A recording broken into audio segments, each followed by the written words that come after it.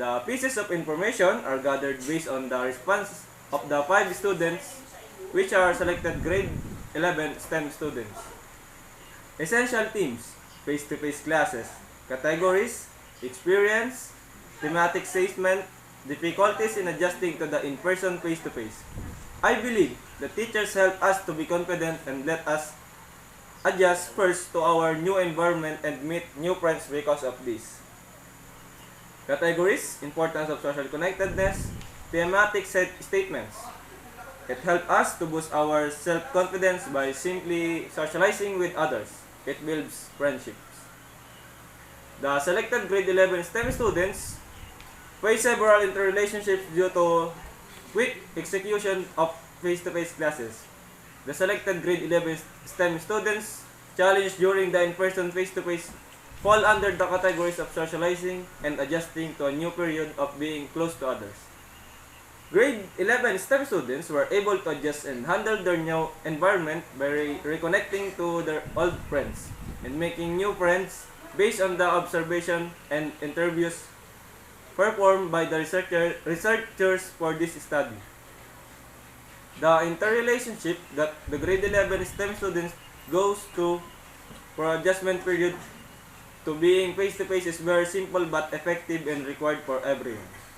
The interpretation suggests that socializing, adjustment, and recreating memories are being developed to be able to collaborate with others in person face-to-face.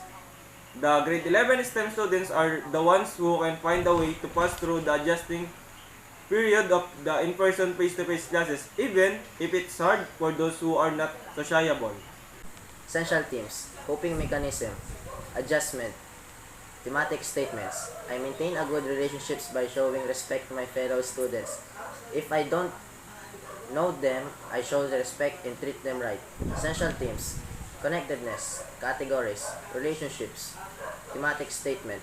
I always engage in doing small talk. The selected grade 11 STEM students undergoes dramatic changes in their relationships and their coping mechanism to adjust to their new environment. They're engaged in interpersonal relationships to improve their connectedness. However, the selected grade 11 STEM students had problems since they are still intact to previous experiences. Essential themes, standard setup, categories, learning method, thematic statement. I always follow the rules and protocol. If you need help, I'm always ready to help. As for me, as face-to-face, you can learn better and to have a good connection with others. The selected grade 11 STEM students undergo some major changes due to their new environment, following a new set of rules, protocols, as all having categories of learning method. The selected grade 11 STEM students were able to follow this new setup of rules, regulation, and able to them to adopt their new environment, thus having a major learning setup. Since having a new normal or a new learning setup, they all were able to compare and previous learning methods to face-to-face classes. The interpretation of states the major changes of experience of radical shift and experience that the selected grade 11 STEM students undergo. Their following method is adjust their prefer about the new setup of rules, protocols, and learning methods. The new learning method and protocols are affected performance experience of selected grade 11 STEM students. The new standard setup affects the students in a good way, resulting in the new experience of learning preparing themselves and helpful changes. Summary of findings. This study sought to understand the various interrelationship of selected grade 11 STEM students that they face during the face-to-face classes. The selected grade 11 students from Landi National High School were the participants of this study. The challenges that the selected grade 11 STEM student encountered during the face-to-face classes include adjustment in their relationship with others and the radical shift of their new standard learning setup, especially when they are still intact to their previous relationship before the start of the face-to-face classes. Also, the adaptation of the STEM students were also challenged since some of them are not sociable. This is what the researchers conducted from their analysis and interpretation of data. Since the students are not sociable, they engage in simple socializing. This includes considerable changes to their environment, workplace, self-improvement, and learning methods. Although some students already know that engaged in socializing, they still face challenges to improve their relationship. The effective mechanism that they do is tighten shyness to improve their relationship. Also, it takes them to get close. As they approached the face-to-face classes, they became ready that they first adapt the new set of rules and regulations. They applied the setup of rules to themselves. The rules guided the selected grade 11 STEM student to be safe and well-oriented.